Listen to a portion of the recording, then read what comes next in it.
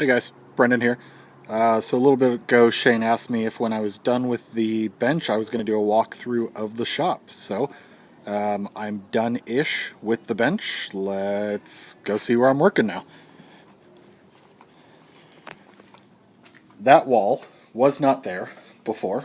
That is what was put up to do the laundry room conversion. So the current dimensions are 23 wide, wall to wall, and 18 and a half from that wall to my garage door.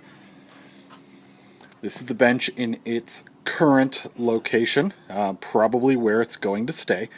Now we can obviously see a problem down here already. That problem being, holy hand wheel, Batman, doesn't fit. So the fix there is that light switch.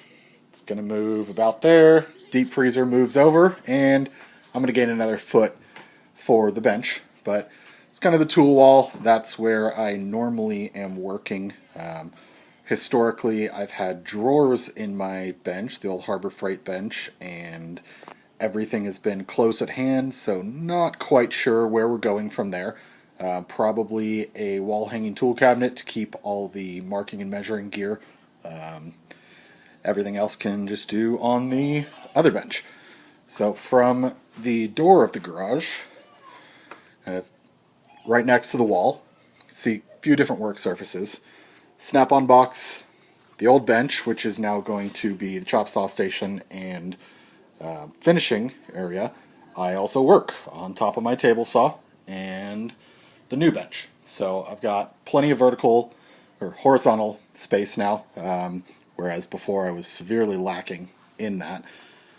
So from the table saw, I've got 56 inches until I hit the drum sander, but drum sander's on wheels. It can push right over next to the jointer and give me a full 6 foot behind the saw, unlimited out in front. Shop built router table lives right here, and I will be the first one to say I did not think that wood movement was really that big of an issue until we turned into winter, got humidity, and my drawers no longer close. So, yep, that's always fun. I don't really care enough to fix it. At this point, it does exactly what it's supposed to do, and hangs out right there by the stuff corner, which the golf clubs I'm required to keep, even though I hate golfing. Getting dirty from the throw off of the dust collector, and the finishing bench. So, wood storage is right above this finishing bench, barely clears the overhead garage door, but I just keep crown molding, stuff like that on the very top, stuff that is light, and if it gets crunched, I don't really care. Clamps, haven't really figured out a good clamp solution yet. Got some wall space there, that I'm probably going to be doing a hanging clamp rack, but currently just using some of my old, those were originally built as wood storage, so that's where they are currently hanging out. Let's see, got some 41s, 30s, 24s, and 12s. I'm going to get me some 18s, but just haven't really needed them yet. Finishing bench, I hated this bench initially, but by dropping this vise in it, it's done what I've needed it to do fairly well, obviously. And the best thing about my shop, the smoke alarm that hates me. Multiple times a day, I have to blow on that thing because dust gets in there, it thinks I'm on fire, and it's Bluetooth connected to the rest of my house and sets everything off. And it's 9 o'clock right now, so the kids are asleep. Gotta love it. So, the drum sander doesn't really have a better place to go right now. I wanted it as close to the dust collector as possible. That runs 4 feet. I mean, you can get it in one frame. But hard piping hasn't been thrown in here yet for dust collection because I don't know where everything's going to finally go once it gets there. Next to the chop saw, obviously, y'all know what those are. It's a little bit of F-bar clamp, storage, drill press, And the blow molded cases that I keep tools in because I don't use them very often. Biscuit joiner, circular saw, which don't really use at all. That's what's left over from the Roubo build. Let's see. One full-length stick, a couple of short offcuts, and a 20-gallon pail of miscellaneous other crap. So, got to go through that and see what's going to make a good fire in there. Hoping to roast a pig in the ground next month for my birthday. So, jointer, weird spot, but it works currently. I've got 60 inches to the left, and as you look down the fence, I can stand stuff straight up, and everything off the end goes under the drill press table. So it works. It's not optimum. That's probably going to be getting moved around and tweaked, but haven't really figured out a better location for that.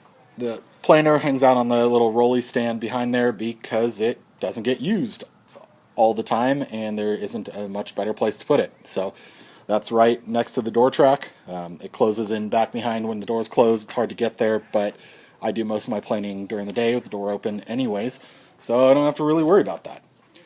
The bandsaw that is currently working, I don't want to turn it on because it'll stop working.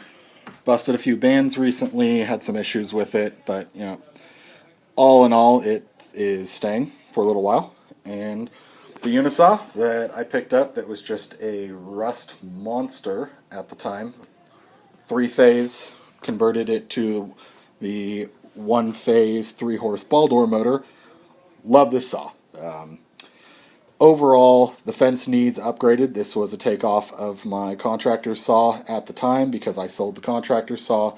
Guy didn't want the fence. It's getting a very stupid named tools fence on there pretty soon. I just haven't gotten off my ass to do it. So, it's a great saw. Cuts the hell out of anything I need. My baby. So, yeah, guys, that's where I work, how I work. I'm excited about that. This has been about 2 years coming, waiting to do this build. Still waiting on the hardware, but once it's done, I'm going to be very happy to start using it. Top's not flattened yet. I got to throw out a thank you to Brian Green, who sent me the huge ass Forstner bit as well as the flattening bits so that I didn't have to go out and buy something I only will probably use once. So Brian, I appreciate it. Once I get that thing flattened here in a couple days, send them back out to you. As you can see, it's 9 o'clock, it's dark, the door's open, it's 62 degrees in my shop right now. Welcome to California. You guys that are freezing don't dislike this. But, oh yeah, paint. So, everyone's asking, when are you going to quit painting it? Well, I hate painting. And I painted that wall, and it sucked.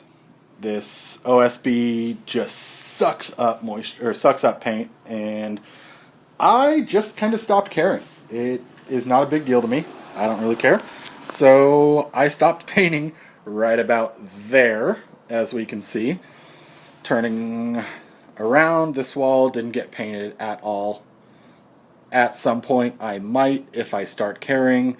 Paint, primer, everything's down there if I need it, but who knows if I will.